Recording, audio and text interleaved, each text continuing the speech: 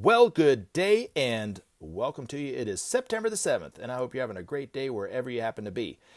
My name is Gary Willing, and I want to welcome you to Search for Signs if you're new, welcome you back if you've been here before, and as I always like to say, stay as long as you want, come and go as you please. But in the meantime, if you want to know more about this information, I've included links to websites that give you really good background information about what we talk about. So hopefully you'll look into it, see if there's anything to this for yourself. Now, I do want to give a shout out to Mark Hill, Post of a Pullover, and I'll have to say it real fast so it sounds like I know how to pronounce that one. There is a YouTube name that is in Hebrew, and Spirit Watcher 178 for commenting since the last video I put up. Thank you very much.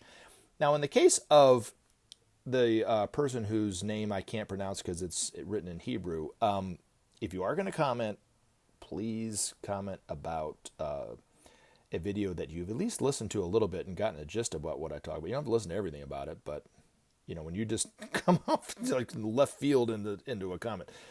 But they were commenting about a video I put up yesterday entitled, "Is the Day of Declaration going to happen on 9/11/2022?" Now, I was asked that question by somebody. The Day of Declaration is the day that Maitreya will speak directly to humanity all at the same time. We'll all see him, hear what he has to say, but he will not say anything out loud. So we won't hear what he's saying coming through our speakers of our phone or our tablet or our TV or something. We'll hear it inwardly in our own head, in our own language, because he'll be speaking telepathically all to humanity, everybody above the age of 14. And it's been said on that time, even by Maitreya himself, his love will flow out in such potency, it will be as if he embraces all of humanity. We'll feel the love even physically. And then last miracle that will happen will be millions upon millions of people will be cured of life-threatening illnesses or injuries nearly overnight. And it'll be quite an extraordinary time. And as Benjamin Creme used to always say at the end of every one of his lectures when he talked about the Day of Declaration, he said that those three ways, and really only those three ways, you'll know that that man and only that man is Maitreya. Because right now, we really don't know who Maitreya is who's speaking on TV. When we start to suspect that that person might be Maitreya, we won't know for sure until the Day of Declaration. But the Day of Declaration has nothing to do with the end of the world. And this is the reason why I'm saying this, because this person commented about that very thing. The Mayan civilization predicted that the end of the world would be on 9/11/2012. I thought it was 12/21/2012. But anyway, while we are now in a date close to 9/11/2022, and I don't think that the world will end next Sunday. Well, certainly I don't think that's going to happen either, because the world's really not going to end as we would know it for millions upon millions, maybe even a billion years from now. I don't know how long it's going to be. A long time. We don't have to worry about it, and it's not going to be from some destructive thing that happens. It's going to be because the plan of the ensouling body of this planet, the plan has been fulfilled, and all of us are perfected as perfected masters, and we don't need to be on this planet anymore. And then we travel somewhere else and start our journey on another planet, on a higher rung of the ladder, I guess. But it's not going to end by any kind of destructive means, the way that the people who believe the end times are thinking it's going to end for sure. But that being said, Maitreya says, without sharing, there can be no justice. Without justice, there could be no peace. And without peace, there could be no future. So until we accept the principle of sharing, there's always a possibility that we will end life on this planet prematurely, for sure. It's either going to happen militarily or the fact that we don't solve our environmental problem in time. So we have to accept the principle of sharing in order to do that, to bring about justice, to bring about peace. Now, the Day of Declaration, according to Ben's master, historians centuries from now will look back at that day as the day that humanity took a huge step back from the precipice. It will be the start of giving us a future, really. So maybe the principle of sharing won't really happen until after that point, but we will at least be looking at it as a strong possibility, for sure. But will it happen next week? No, neither will the end of the world. But the thing of it is, if you look at the principle of sharing, right, and how will it bring about justice and bring about peace and possibly give us a future, I always offer this up as evidence, because people always talk about, hey, man, I need proof to see where Maitreya is before I believe that any of this is true. And I can't offer any of that kind of proof, but I can offer you proof about his teachings for sure. And central to his teaching is the need to share. Now, it's individual sharing is great. That's all a part of it too, but that's not going to bring about peace. Nations of the world are going to have to share their resources in order to bring about world peace. So every nation has an excess that they're hoarding to some degree, to wait for the price of whatever to go up and try to turn around and sell it. So they're all kind of competing against one another. And those nations that have a lot of resources are rich. Those nations that only have a few excesses or one excess are very poor, obviously, right? But according to the masters, every nation has something to give. Every nation has something it needs. So it will look like the Marshall Plan, because according to the masters, that was the only time that the principle of sharing was even tried. And it was done for about 4 years, I think, amongst a handful of nations, the United States, Britain, Western European nations, those kind of things. And if you look at it historically, those nations were at one point at war with one another. Since then, have not. Not one of those nations have attacked one another. So I put a link to the Wikipedia page that talks about the Marshall Plan so you can see the nations that participated in it, and you can do your own investigation to see if any of them have gone to war with one another since the Marshall Plan took place. But, the answer is no. Those nations trust one another better than the other nations, than they trust other nations. The people of those nations can travel to each other's nations better than they can to other nations and so forth. So it has brought about goodwill amongst those nations, which is all that we really need at this time in order to solve some of the problems like the environmental problem. Nations have to have a goodwill relationship with one another. Then the problems that all of us are creating, that it's going to take all of us to solve, we can do together. Up until that point, we won't be able to, according to Maitreya. So anyway, like I said, it's always a possibility, but highly unlikely. Now, just to kind of end that whole point, if you are wondering if we are going to ever make that decision, because I can hear what you're saying. You're like, there is no way that these nations are ever going to share the resources of the world. Well, Maitreya said the end is always known from the beginning. And he knows when presented the choice of either continue to doing what we're doing and destroying ourselves, or accepting the principle of sharing and giving us a future far more extraordinary than any one of us could possibly imagine, because that will mean that love will start to manifest on this planet. He says that he knows our answer to that question, and it makes his heart glad. So anyway, little dose of hopium in the midst of a very hopeless situation, for sure, or seemingly hopeless situation. Now, the next comment comes from Venevapolover.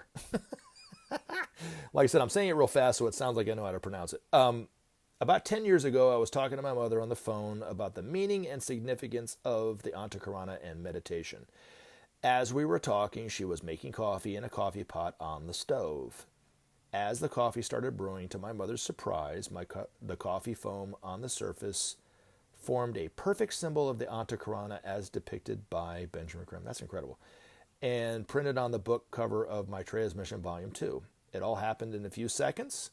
She quickly took a photo of it and sent it to me. I thought I'd share this little story. It's not a little story, it's an extraordinary story. That's great. That's really cool. Thank you for your work, Gary. With love from Slovenia. And love back to you from beautiful Smyrna, Georgia. Thank you very much for that. I appreciate that.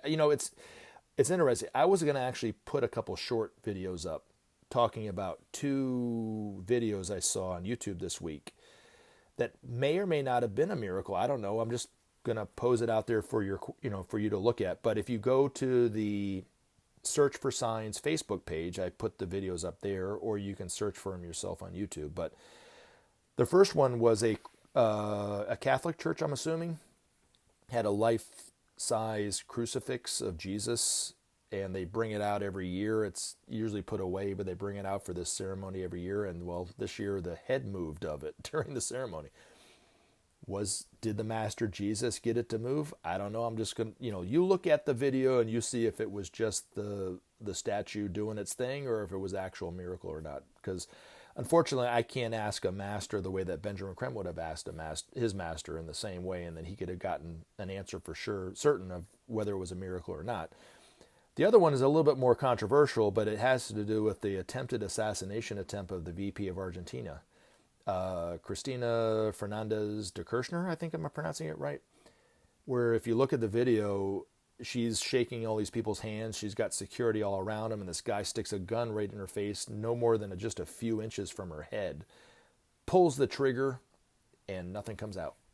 And according to these reports, they don't know why the gun didn't go off, because it was loaded with 5 bullets. So, she's got a lot of bad press. People think she's very corrupt. I don't know. I don't know enough about her or the political scene in Argentina to make a decision or a judgment either way. But it could have been a miracle, might not have been. Some people have said it was staged to kind of get the corruption off of her back because the Justice Department in Argentina was on her. I don't know. But according to Ben, 2 world leaders that I know of were saved from an attempted assassination attempt while they were in power. One was Jimmy Carter. When he was president, a gunman was coming up to try to assassinate him, and Maitreya intervened by appearing as an older lady, and all Maitreya did was just stare at the man. She didn't say anything to him, and it calmed him down enough to where he didn't go try to assassinate Jimmy Carter. The other one I think is kind of interesting, had to do with Castro, Fidel Castro, the former dictator of Cuba, who was a very polarizing figure. Some people love him, some people hate him. It just depends on who you talk to. But according to Benjamin Creme's master, he did more for his people than any other world leader to date. So he was quite an extraordinary man. And according to Benjamin Creme's master, was so evolved as a disciple, was evolved enough to be overshadowed by Maitreya. Same thing with Jimmy Carter, so... But I heard I was watching this video on Castro a few weeks ago even, and they were talking about how many times just the CIA tried to kill him off. It was a lot. I mean, it was like hundreds of times, and he survived every one of them in kind of a weird way. But this one that was quite extraordinary that Ben said that Maitreya actually was the one that saved him. The CIA tried to poison his drink, and they put it in his fridge. He had like a personal refrigerator in his bedroom.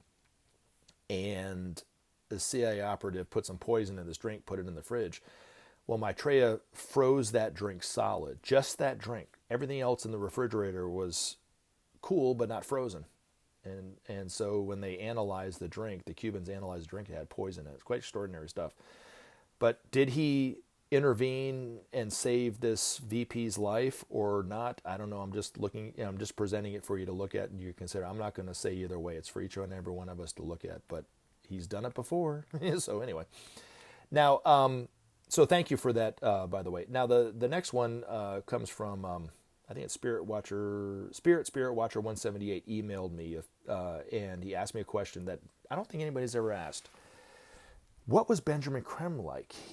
Because I knew him personally, and I'll have to kind of explain my relationship with Ben. I didn't know him as well as others. I knew him maybe more than most people.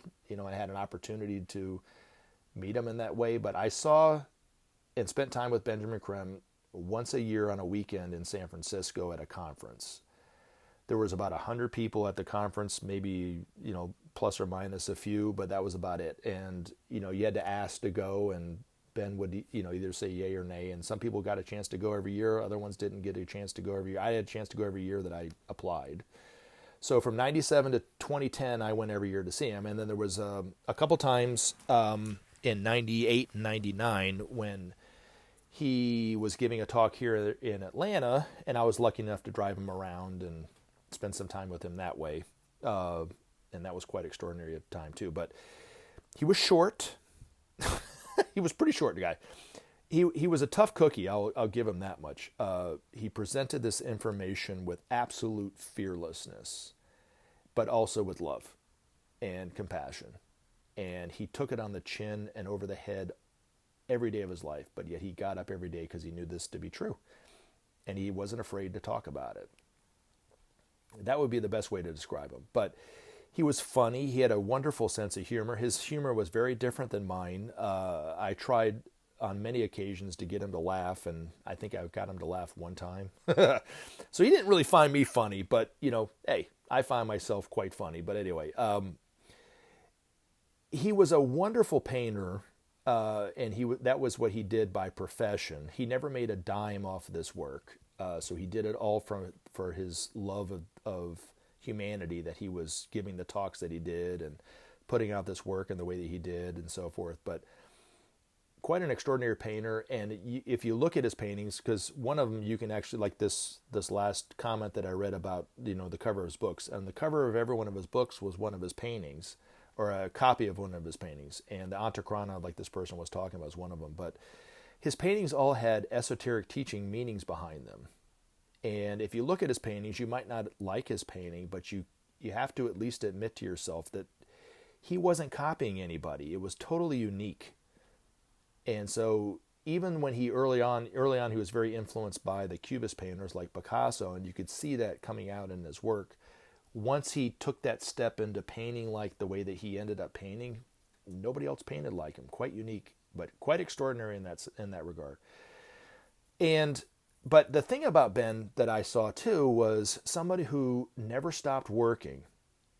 He was working tirelessly all the time. And it wasn't just a bunch of busy work. It actually had something behind it. It's kind of hard to explain. You'd have to kind of be around him to know what I'm talking about. So he wasn't just running around hither, to and fro, you know what I'm saying? But he always had time to talk to people. Some people were coming with their problems, and he would try to answer it, and he never really shunned anybody away. But he would always find time to talk to him in between whatever he was doing, and then somebody else would come up and talk to him and ask him questions, and he would give time for them too, and so forth. But, like I said, just quite an extraordinary guy. Now, the thing of it is every weekend that I was in San Francisco, I would find a time that I would try to sit down with him at a lunch or a dinner or a breakfast. And I didn't try to sit down with him every single time. It was just, I would always plan for one time, whether it was on Saturday or Sunday, whether it was a lunch or a dinner or whatever. And I remember this one time I approached his table, and I said, he was sitting by himself, and I said, "Do you mind if I sit down here?" And he said, "No." And I said, "Okay." And so I felt bad about it, I'm not going to lie, but the next day I was like, let me try it again. And I walked over to him, and he was sitting by himself again, and I said, "Do you mind if I sit down?" He said, "Sure." And we had a wonderful conversation. And I always learned a lot from him when I was around him. But the one thing I was going to say, that most people didn't realize that he, toward the end of his life, was totally to nearly blind. In fact, he could stand right in front of his paintings and not be able to tell what painting it was. And his paintings were huge, so for him not to be able to tell what his paintings were, it meant that he couldn't really see anything. And he could not tell, when he was standing in front of sitting in front of an audience giving a talk or at this conference, who was in the audience at all. He couldn't see him at all. But he never let on that he couldn't see. He never talked about it really. When he was giving talks in the public and the videos that you see, he couldn't see anybody in the audience or how many people were in the audience, but he never mentioned it, right? And he kept on, that he had such fortitude about it that you don't see in an average person. I've never seen it in any other person but Ben, my entire life. And you read about it from historical figures that had that same kind of commitment to whatever they were doing, but, I only saw it in Ben in my life. But anyway, the last conference I went to was the summer of 2010. And I knew for myself this was the last time I was going to go. I didn't know if Ben was ever going to come back. He was getting up there in age, but he kept coming back every year, But this was the last conference he actually attended in San Francisco. And emotionally at that time, I was kind of in a weird state with him, and I kind of put myself back and removed myself from him in my own mind, and it was just coming from me. It wasn't anything that he really did per se, but I felt like he didn't like me, so I was just going to, stay away from him and not intrude upon. I felt like I was always intruding upon him, I guess, and so I kind of stayed away from him. So typically when I would go to these conferences, I would always be the one in the front row. I mean, he wouldn't have been able to tell if I was in the front row or in the back row either way because he was blind, but this conference I was hiding in the back, didn't try to ask too many. I didn't ask any questions this year. There were some years that I asked a question. I was the only one whose questions he answered for the entire conference, which was kind of cool. But this year I didn't ask any questions. I was just trying to be really quiet, and just stay away from him, but yet kind of learn from him in that way. But emotionally, I was not in the best of states at that time. But as I said, I also knew it was going to be my last time there. And so at the end of the conference, which was a Sunday evening, he would always kind of stand by the stairs as we walked down the stairs to go out of the building in San Francisco at the Marin Headlands. And usually every year he would just give the women hugs, and he would kind of shake the guy's hands or pat them on the back, or, just say goodbye. He was usually kind of indifferent toward the guys, but, he'd hug the women and all that kind of stuff. This year he was hugging everybody. And he was really hugging them. And I remember thinking when I was watching him do this was going to be the last time he ever came back here. And so I started to feel some kind of way about it, and I started to feel bad that I was kind of hiding from him, but I didn't feel like he would want to hug me, right? So I was walking around this group of people when he was hugging people. Now keep in mind, he could not see me, and I was not talking, so he had no idea that I was there. And I remember thinking to myself, I said, he's not going to ever want to hug me or something like that. And right when I had that thought, I just remember his voice and this English in the way he was, and it was so happy the way he said it. And he never spoke about me with this kind of happiness. He usually was kind of like, Gary, it was always something like he was disapproving of me or something. But at this time he goes, where is Gary Willing? Where is he? Right after I had that thought, and I didn't say anything. It was somebody, I can't remember who it was, said, he's right behind me. And I remember he reached out and grabbed me by the wrist and pulled me into him and gave me this huge hug. And I have a hard time saying this without crying, but he whispered in my ear, he goes, I love you. And that was the last thing he said to me. And so after that, I started thinking, I was like, maybe he'd love me. You know what I mean? But quite an extraordinary man nonetheless. But he used to use that word all the time, but he would always say, extraordinary. That's the way he would kind of say it. That's my awful English accent. And he hated it when I tried to imitate English accents. He thought that was so campy when I did it. But anyway, hopefully that kind of answers your question a little bit, Spirit Watcher 178. Now, Mark, I was going to try to address your comment, but if you don't mind, I am going to try to put it in another video because I want to take more time to unpack what you said. So let's talk about it in the next video, okay? You guys take care. Have a great day. We'll talk to you soon. And again, Mark, I'll talk to you about what you talked about. Remember in the to next take video. action. You guys have a great day. And help SOP save our planet. Thanks for listening, and we look forward to talking to you again in future videos.